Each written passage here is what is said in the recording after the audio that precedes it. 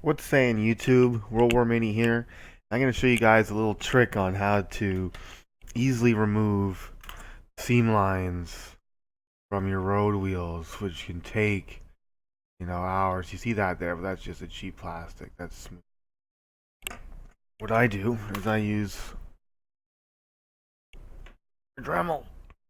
I have my own little custom little reverse lathe almost. So I'm going to show you how I make that quickly. First, we'll save this one just in case we need it. Future.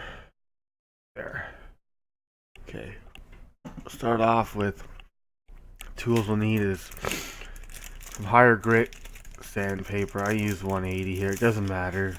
Just something cheap you'll never use again. Shish kebab sticks. I use bamboo.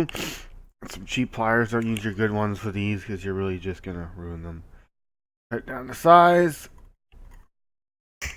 Shorter the better because you get way more grip on it. I did it with a longer stick the other day and it just broke in seconds. Now, usually the first end doesn't fit in. What we'll do is cut that one to size 2. Just give it a second. What did I do here? Needs a little sanding. I was able to do it with the last one. Probably because I used the tip end of it. Yeah, it's a bit smarter.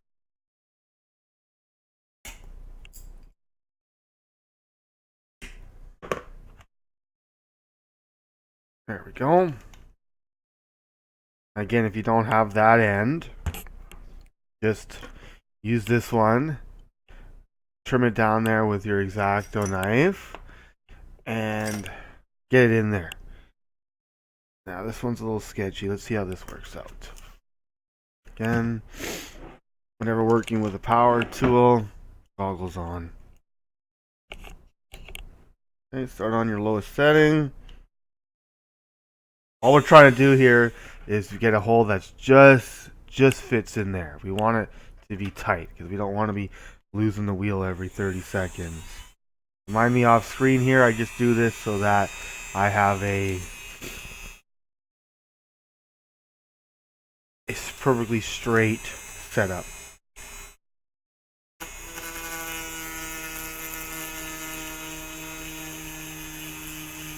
And all we're trying to do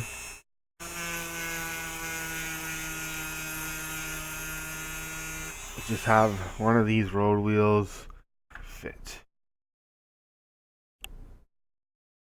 So just a little bit more.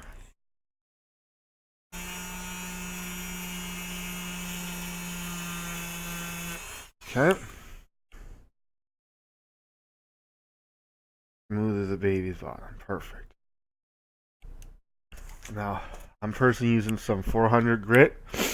You could probably go a little bit dirtier. Doesn't matter.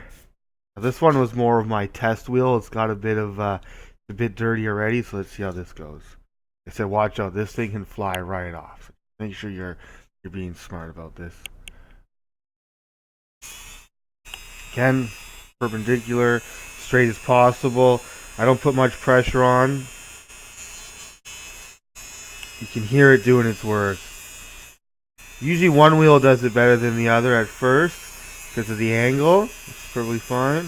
Take your time. It's still a lot easier and faster than doing this by hand with a sanding sponge. And this way you don't really risk losing the circle. Okay. See? Right there. Mistakes are made, right?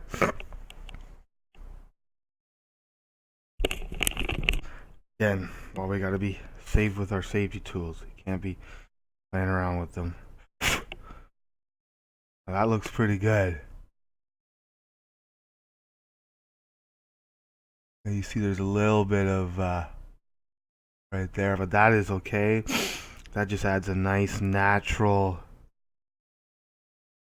wear to the wheel. Now, last thing I do whenever doing any sanding with styrene, I hit it now with some extra thin.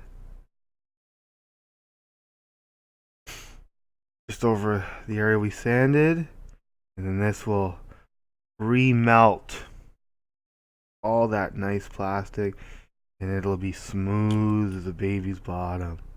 There's another good trick if you're working on figures or just smaller